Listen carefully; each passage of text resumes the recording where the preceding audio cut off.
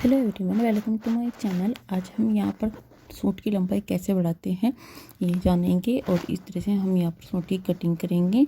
तो यहाँ चलिए वीडियो को शुरू करते हैं। ये मैंने सूट का फैब्रिक लिया है और सलवार का फैब्रिक मैंने साइड में रख दिया है, उसको हम बाद में कट करेंगे। मैं आपको यहाँ पर आज बताने वाली हूँ कि हम किस तरह से कम फैब्रिक से अपने सूट की लंबाई बढ़ा सकते हैं। 4 से 5 इंच 6 इंच तक आप अपने सूट की लंबाई यहाँ बढ़ा सकते हैं। जो आइडिया मैं आप लोगों के साथ में शेयर कर रही हूँ, तो वीडियो को लास्ट तक देखिएगा। वीडियो में लास्ट तक बने रहिए, तभी आपको अच्छे समझ में आने वाला है। तो यहाँ पर सूट की जो लेंथ है वो 40 इंच की है और मुझे 46 इंच की लेंथ यहाँ पर तैयार रखनी है। तो किस तरह से मैं यहाँ पर 6 इंच का फैब्रिक एक्स्ट्रा करने वाली हूँ और इसमें यहाँ पर बीच में कढ़ाई भी हो रखी है इसमें नेक पर। तो इस तरह से हम किस तरह से इसकी कटिंग करेंगे ये हम इस वीडियो में आज जानेंगे। तो इसका जो डायरेक्शन है इसका भी हमें ध्यान रखना है। तो सबसे पहले हम यहाँ पर बैक वाले पीस को कट करेंगे, फ्रंट वाले को हम बाद में कट करेंगे। पहले हम बैक वाले पीस को कट करेंगे। इसे मैंने अच्छे से फोल्ड कर दिया है और यहाँ से हमें जितनी भी लंबाई रखनी है, सूट के हम जितनी भी लंबाई रखनी है तो इतनी लंबाई का हम यहाँ पर मार्किंग करेंगे। तो मुझे यहाँ पर 36 इंच की लेंथ रखनी है। 36 इंच पर ही हम यहाँ पर लेंगे फैब्रिक को और यहाँ पर हम इसको सीधा कर लेंगे। तो जहाँ पर हमने निशान लगाया है वहीं पर हम कटिंग करेंगे। तो इसके हम फैब्रिक के हमने 2 भाग कर दिए हैं और इसे हम साइड में रखते हैं।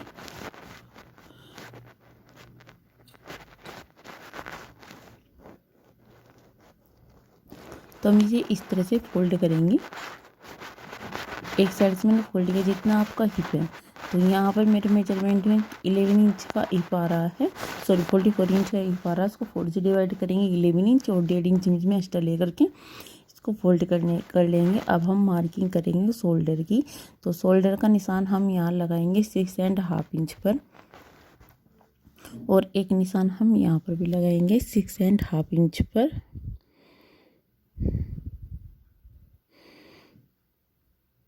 और यहाँ हम 7 इंच पर निशान लगाएंगे आर्म होल का और 21 इंच पर निशान लगाएंगे, 14 इंच पर निशान लगाएंगे कमर का, 20 इंच पर निशान लगाएंगे हम हिप का और एक निशान हम और लगाएंगे जो कि आर्म होल से नीचे लगाएंगे हम 2.5 इंच का और इस निशान को हम सीधा करेंगे। अब हम जो हमने कमर का निशान लगाया इसे भी सीधा करेंगे और जो हिप का निशान लगाया इसे भी हम सीधा कर लेंगे।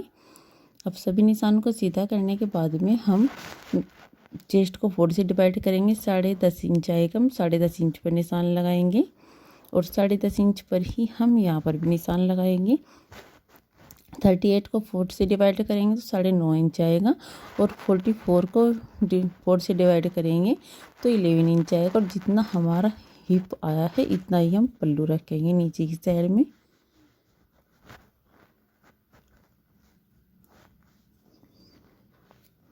अब हम इस सभी निशानों को आपस में इस तरह से मिला देंगे और यहाँ हम हल्की सी गोलाई देकर के जब इसको मिलाएंगे और आर्म होल को हम मिलाते समय इस तरह से बीच सेंटर इसका निकालेंगे और यहाँ पर निशान लगाएंगे और इसके बाद में हम आर्म होल की गोलाई दे देंगे। इस तरह से आप आर्म होल की गोलाई देते हैं तो परफेक्ट कटिंग होती है आपके आर्म होल की। झोल वगैरह भी नहीं आता है और ना ही खिंचा हुआ आता है। इस तरह से आप कटिंग करते हैं तो और 1.5 इंच का पूरे में मार्जिन लेकर के हम आपस में इसे मिला देंगे।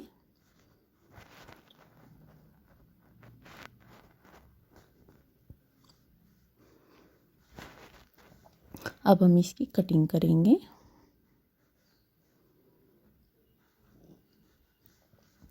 इसे फिलहाल हम साइड में रखते हैं।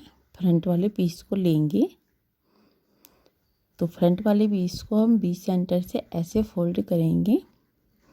फोल्ड करते समय में ध्यान रखना है जिसकी कढ़ाई है वो आगे पीछे ना हो, बिल्कुल सेंटर में होनी चाहिए कढ़ाई इसकी।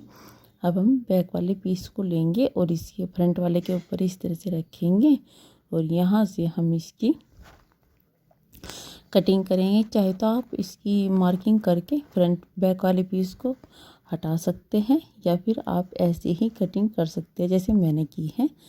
तो अब फ्रंट वाले पीस की हमारी कटिंग हो चुकी है, तो इतनी लंबाई इसकी कम है।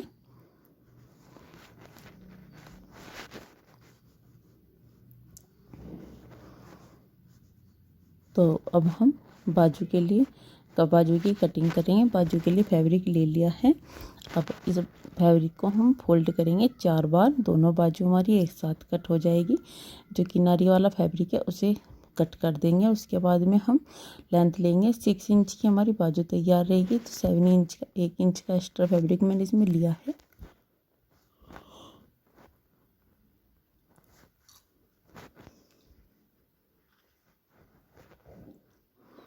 और इस तरह से हम शेप देते हुए आर्म होल की कटिंग, बाजू की हम कटिंग कर लेंगे।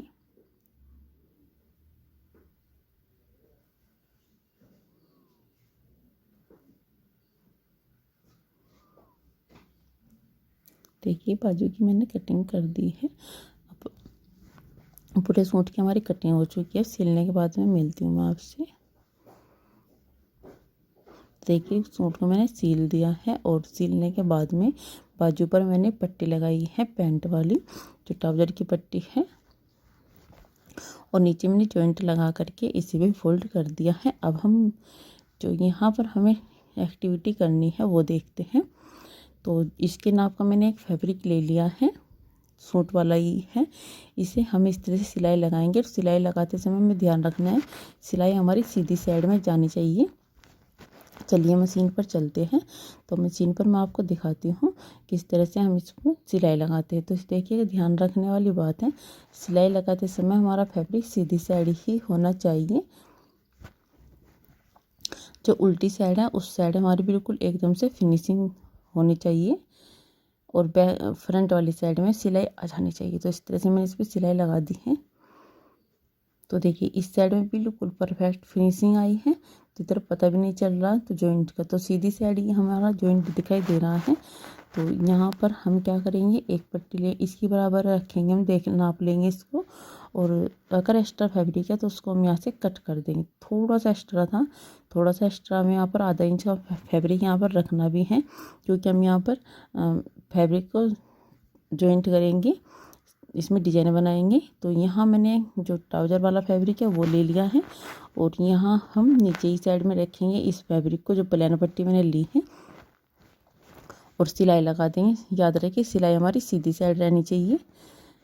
तो इस तरह से सिलाई हम कंप्लीट कर लेंगे। तो सिलाई कंप्लीट करने के बाद में कुछ इस तरह से नज़र आएगा आपको।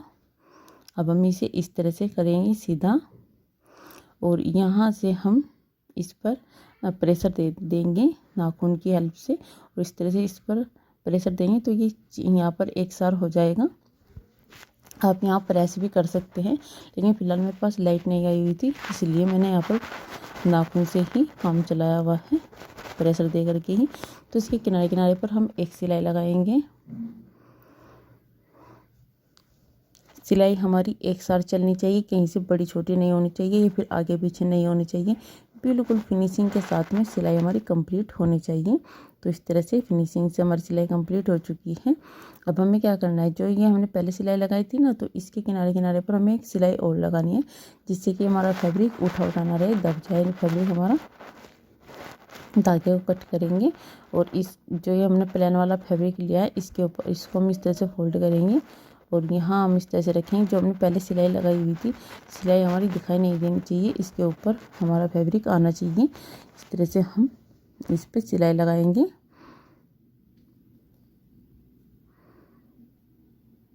देखिएगा इस तरह से बहुत ही सुंदर डिजाइन बना करके तैयार होगा, और झटपट बना करके तैयार हो जाता है। ना इसमें कोई खर्च लग आता है, और आप प्लेन फैब्रिक से, अपने फैब्रिक से, सूट के बचे फैब्रिक से इस तरह से आप अपने कुर्ती की लंबाई बढ़ा सकते हैं, और बहुत ज़्यादा सुंदर लगता है। और अगर आप इसमें लेस लगा देते हैं तो और भी ज़्यादा सुंदर लगता है। और यहाँ से इसमें खींचने की गलती मत कीजिएगा, फैब्रिक को हल्के हल्के हाथ से सिलाई लगाइएगा, नहीं तो इसमें जोड़ पड़ने के चांस रहते हैं।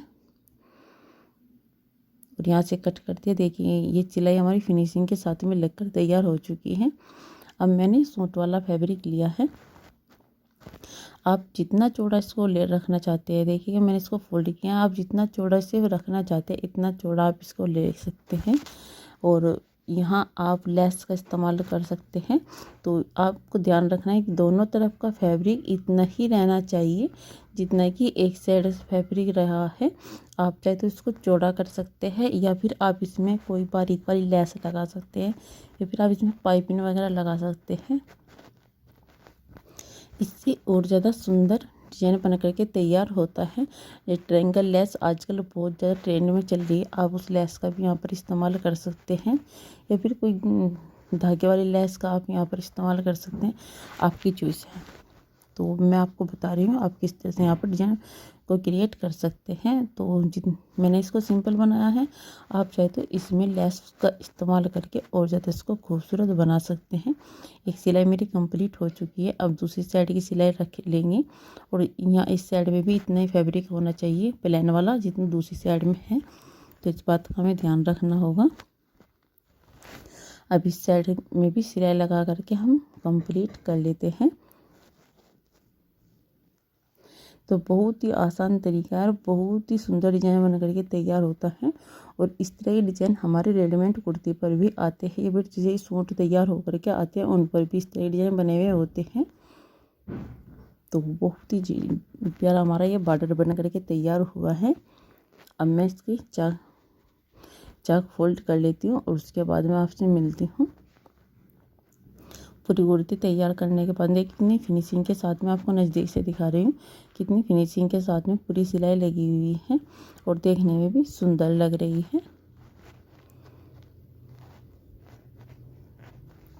देखिए पूरी कुर्ती सिलने के बाद में मैंने इसके दोनों तरफ से चाक फोल्ड कर दिए हैं, और तुरपाई वगैरह करने के बाद में पूरी कुर्ती हमारी सिल करके तैयार हो चुकी है। अगर आपको मेरी वीडियो पसंद आई हो तो लाइक कमेंट जरूर कीजिएगा। अब देखिए बिल्कुल बराबर है, बड़ा भी छोटा भी नहीं हो रहा है। तो आज तक के लिए इतना ही, मिलता है किसी और टॉपिक के साथ में नए वीडियो में। तब तक के लिए बाय बाय।